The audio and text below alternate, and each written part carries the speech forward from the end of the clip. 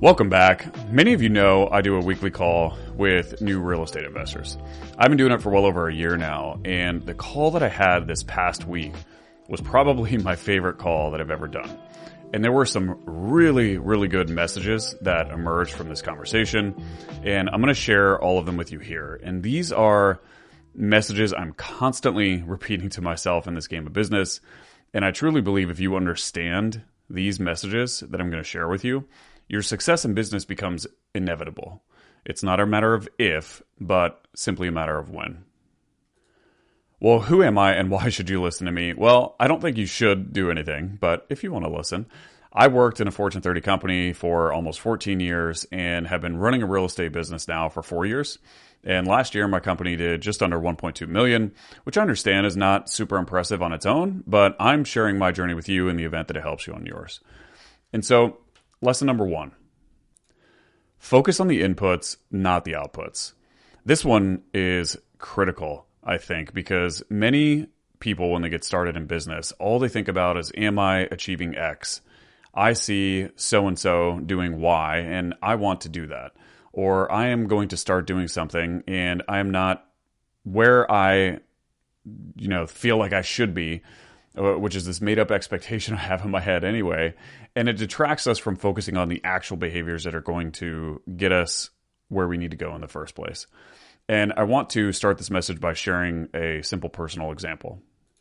When I first got started in real estate, I remember reaching out to a mentor because I was really frustrated. I had offered on well over 30 houses and hadn't got anything in contract. And I was just really upset. And so I, crafted what I thought was this really well-written email and, expressed my frustration and was like, what am I doing wrong? Well, my mentor's reply changed the entire outlook on how I was viewing the real estate business to begin with, and actually started rolling the big snowball downhill. And I'll share with you what he said to me.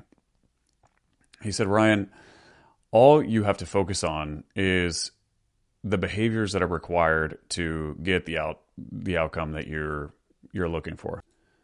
He said, you are so focused on achieving this perfect outcome that you have in your mind, you need to shift your focus entirely to what are the activities, what are the inputs into the system that you need to do in order to achieve what it is that you want.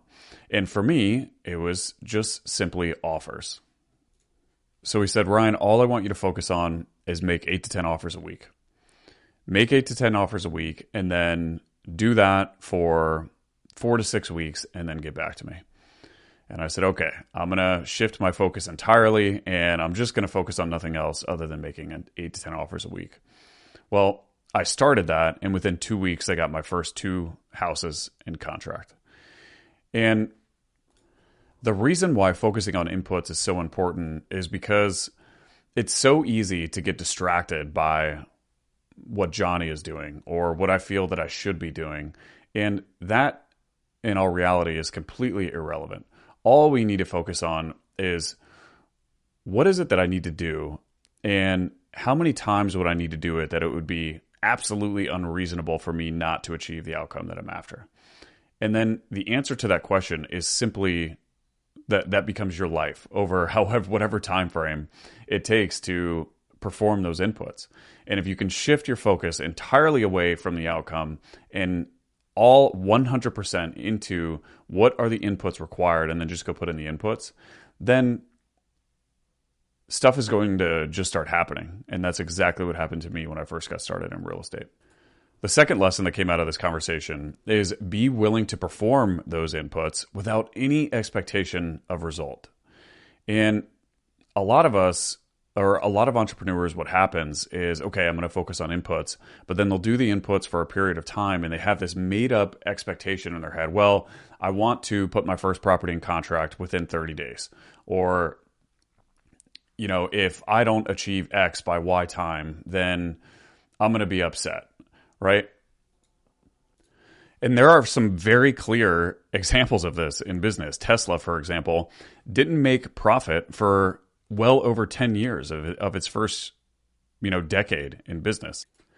Amazon's net loss grew to over $1 billion before it started making any profit. And it took many, many years for that to happen. And so the expectation of some sort of result that we have in our head is always fictitious. It's always made up. And all we have to do is simply commit to work on the inputs that are required and commit to do that without any expectation of result. And when we do that, it's amazing because that's when stuff starts to happen. And that's a good segue into lesson number 3. We have to think in longer time horizons. What I've noticed about the most successful people when I talk to them is they don't talk about what they're going to do in the next 6 months. They don't talk about what they're going to do in the next 12 months. They talk about what their life is going to be like 10 years from now, 20 years from now. And one of the biggest mistakes I see new real estate investors make when they get into trying to learn how to flip houses is they think about, what is my life going to be like 6 months from now? I want to make sure that I flip X, amount of houses 6 to 12 months from now. I want to make sure I get my first flip in my next 30 days. And what I have found to be more useful is instead think, what kind of real estate investor, what kind of investor or business person in general do I want to be 10 years from now? And what actions can I take today that are going to move me closer to that goal? And if we can think about who I'm going to be a decade into the future, as opposed to what's going to happen in my business over the next 6 to 12 months, everything changes. Because then it doesn't matter what happens over the next 6 to 12 months. All we have to do is, like we previously talked about, perform the inputs required that are going to get us closer to who it is that we want to be a decade from now. And so what thinking in longer time horizons has done for me is it's given me the patience. I don't have to achieve this grandiose outcome in this short period of time because I know the only thing that matters is who I'm going to be 10 years from now. The next message that emerged in this conversation is that your emotions don't need to impact your actions. And here's the thing. I actually think this is a really powerful concept because you don't need to be Mr. Positivity, right? If you're angry, but perform the actions required to get a result, then you're still going to get the result. If you're a negative Nancy, but you still do the actions required to get the outcome, then you're still going to get it. The game of business doesn't discriminate against how you feel. All it cares about are the actions required to get where it is that you want to go. And I think what's amazing about this is it means you can use whatever emotion is fueling you, even if it's anger, even if it's negativity, whatever it is. The problem is too many people let their emotions dictate what actions that you take, but it doesn't have to be that way. And so I think what's important about this is use what you have. If you are upset, use the emotion to fuel what it is that you need to do. If you are sad, then use the sadness to fuel whatever behavior that it is that you need to do. But once you realize that the only thing that matters is what behavior you take, and is that behavior going to get you closer to the destination that you want to go, then the emotion doesn't matter. And so if you aren't the person that wants to make sure that you're in this rah-rah mood all the time, or if you're not, Mr. Happy or whatever emotion it is, you don't have to be in this optimal emotion to perform the action. If you perform the action despite whatever emotion that you have, then that action will still get you closer to where it is that you want to go. And that's a good segue into lesson 5. And lesson 5 is motivation.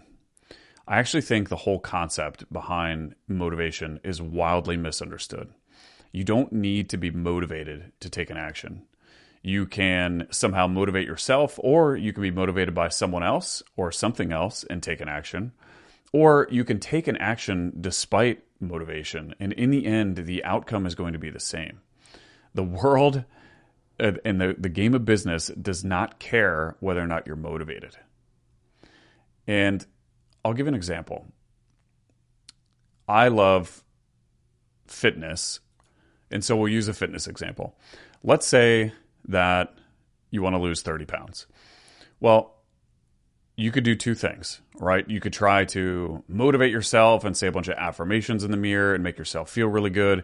And then those feelings of motivation are what drives the behavior to go work out or go to the gym and eat less.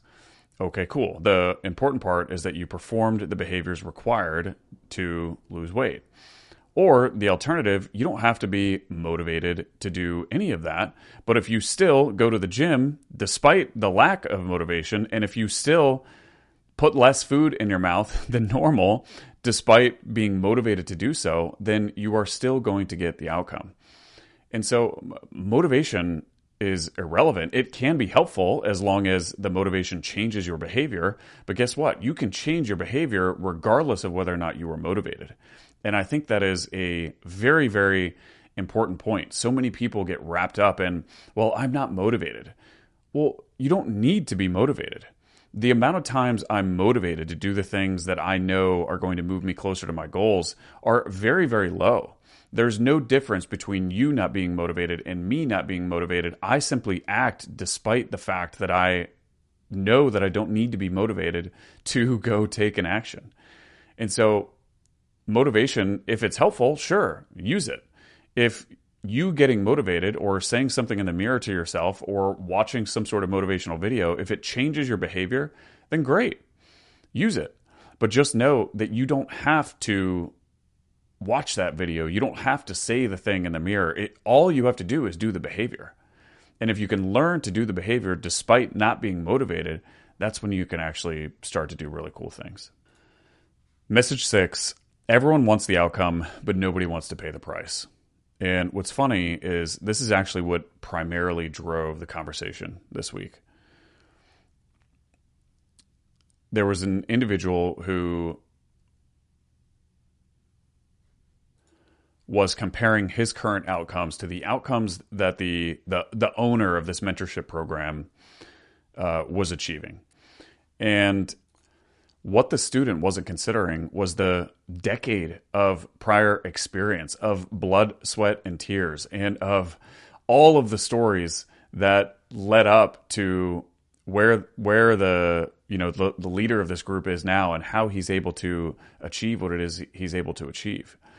And the student was upset that he wasn't getting a similar outcome, but didn't want to pay the price. And here's the thing. I use an analogy in the call that I'll repeat for the podcast here. In the game of business, every outcome comes with a price. And we simply need to, one, understand what the price is, and two, simply make a decision if we're willing to pay the price. And so if you go into, for example, a shoe store, and you're talking to the lady and you're like, wow, I really like those Jordans. They look great. And the lady's like, well, they're $220. And you're like, well, okay, but can I pay $100? And the lady looks at you kind of weird and is like, well, no, they're $220. And so in that moment, you can decide to pay the $220 or you can not. You can walk out without the shoes. And it's the same thing in business and life in general. We have unlimited options to choose from in terms of what it is that we want out of life. What's most important is that we get really clear on what it is that we want and that we firmly understand what the price is, and then we're willing to pay the price. But we can't walk in the shoe store and expect to walk out with the Jordans without paying the price, right? That's just what it is. If you want a certain outcome, you have to be willing to pay the price and put in the work that's required to get there. And if you accept that from the beginning, if you understand what the price is and then accept that you are willing to pay it, man, it makes this journey so much easier because you're not going to get frustrated about not achieving what it is that you think that you should be achieving or whatever frustration might come up. But that seems to be something I see many people struggle with nowadays is people get upset and they stomp their feet because they're not getting what it is that they want. And they stomp their feet demanding that the rules of the game be the way that they want them to be. But what they don't realize is the rules of the game are dictated by the game. You don't get to pick the rules, but you can play by them. You can choose not to play by them, or you can choose to play by them, but you don't get to pick what they are. And understanding that has removed any sense of entitlement that I have, or that I feel that I should be entitled to some sort of outcome in the game of business.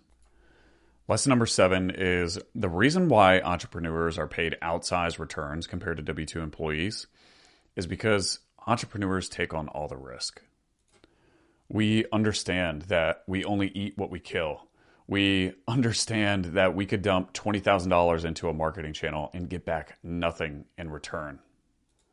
We know that we could hire someone and pay them $150,000 a year and bring them on, and then that person might not work out. And we feel like we've wasted 6 to 12 months and have gotten nowhere in our business as a result. And that's why entrepreneurship isn't made for everyone. That's why there is a vast amount of uncertainty, and it's incredibly difficult. It is incredibly humbling. But those who do stick it out, and those who become the person that they're capable of becoming to run an effective business, those are the ones who are rewarded with the outsized returns. Message number 8, business is never about a certain outcome. It's always about who you become in the process. And so if you're a new real estate investor, it's not about getting your first flip. It's not about making $50K. It's not about making $1 million in your first year. It's about who is the person who I want to be. Who is the person that's capable of achieving what it is that I want to achieve? And then how do I simply become that person? What are the actions that person is consistently taking, and how do I evolve into that person? The reason why that has been so helpful for me is because it's taken a tremendous amount of pressure off of my shoulders to perform how I think that I, quote, should be performing, or to get to some sort of outcome that I think that I should be getting to. And in all reality, what's been great about it, it's been very humbling because in all honesty, like if there is a certain outcome that you want, well, if you were the person that was capable of that outcome, then you would be achieving the outcome already. And it turns the game into what type of person do I need to be? What are the skills required to achieve what it is that I want to achieve? And then what skills do I have, and what skills do I need to go get? And what's been great for me about thinking about who do I need to become is then all I'm doing is comparing myself to who I was yesterday. And I'm not comparing myself to John, who flipped however many houses, or to, this other real estate investor who's done these really cool things. My focus is entirely on who do I need to become, and how do I get there, and what can I work on? And that's been so freeing for me. And it really has just allowed me to focus on what's actually necessary, and has even given me clarity on who I am, who do I want to be, and what are some of the gaps that are in the middle there that I can continue to work on. And then that's all that's important. And if I am working towards becoming that person, then that's all that matters. Now, I might want to figure out how I can become that person in the quickest manner possible. But again, if all I'm thinking about is how can I become better than I was yesterday, or how can I acquire the traits or the skill sets needed to become this person that I want to be, then as long as I'm taking action to become that person, then that's all that matters. And that's just been incredibly freeing for me. The 9th lesson that came up, and this actually is from Tony Robbins, but in every situation, we have 3 decisions that we make. First, we decide what we focus on. 2, we decide what this means. And 3, we decide what we're going to do. And so I will tell a quick personal story that I think illustrates these decisions really, really well. In my first couple of years in real estate, I ran into some significant contractor hurdles. Those of you that have been part of this podcast for a while have probably heard some of these stories before. But there was a contractor who walked away with a significant amount of money. And it was very, very difficult. I had 20 plus projects going at the same time, and had to part ways with a contractor that was doing many of them and was in the hole many, many hundreds of thousands of dollars. And what was so interesting about that is, I mean, obviously it was very difficult, but I had, when I would talk to people close to me about the situation, oh my gosh, that's so terrible. I can't believe that. You should do this. This is unbelievable. And I could have focused all of my attention on how woe is me, on how terrible, I can't believe that this is happening to me. But what I realized is that the only thing that mattered at that point, the only thing that I could control is what I did next. And so I chose not to focus any of my attention on how horrible the situation was, or how I can't believe that this is happening to me, or why is this happening to me. I focused zero of my attention there, right? I focused 100% of my attention on, all right, here's the situation I'm in. What am I going to do next? What are the actions that I need to take now to get through this situation and to get where it is that I want to go?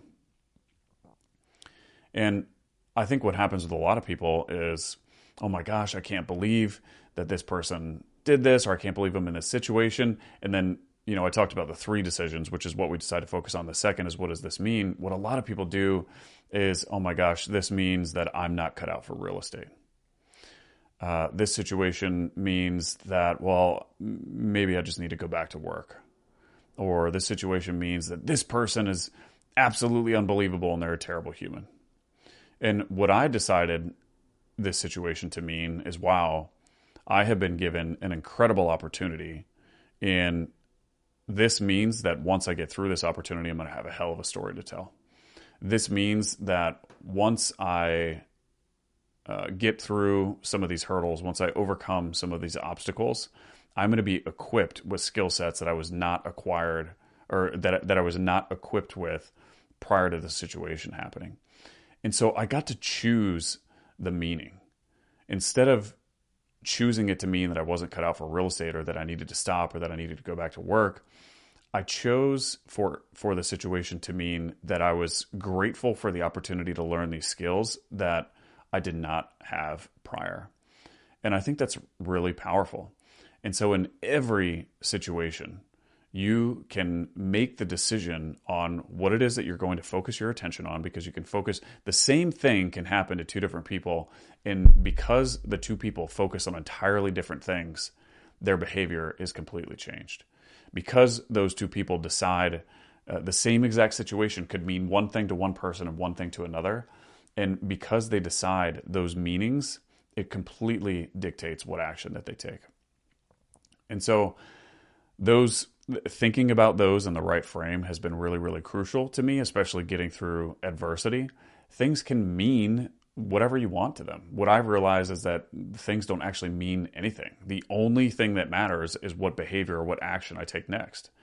And again, we talked about this already, but I can take that action despite how I feel about anything, despite whatever I think life should be like, or whatever I think the situation should be. None of it matters.